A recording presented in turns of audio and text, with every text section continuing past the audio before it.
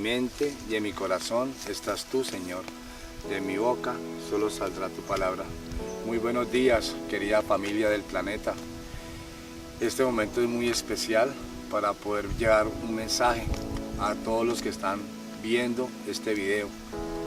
Estamos queriendo explicar de que el planeta es muy pequeño con todo el universo. Por lo tanto, somos una humanidad unida, una sola familia, donde todos tenemos que compartir la abundancia del planeta con las que fuimos creados.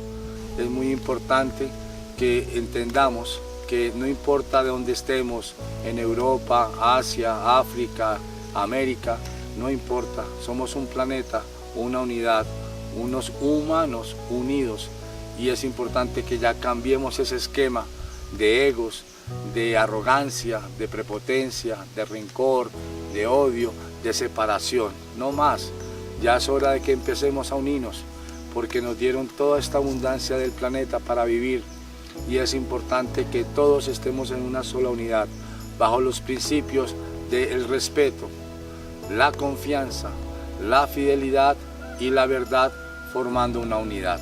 Mi Padre no va a preguntar cuántas casas tuviste, sino a cuántos albergaste. No te va a preguntar cuánta ropa tuviste en tu closet, sino a cuántos vestiste. No te va a preguntar cuánta comida tuviste en tus manjares, sino a cuántos alimentaste, a cuántos diste abrigo, a cuántos hiciste de beber.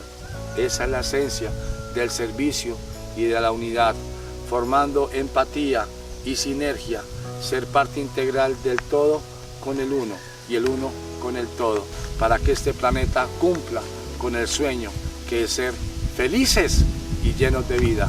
Es importante eso. Muchas gracias.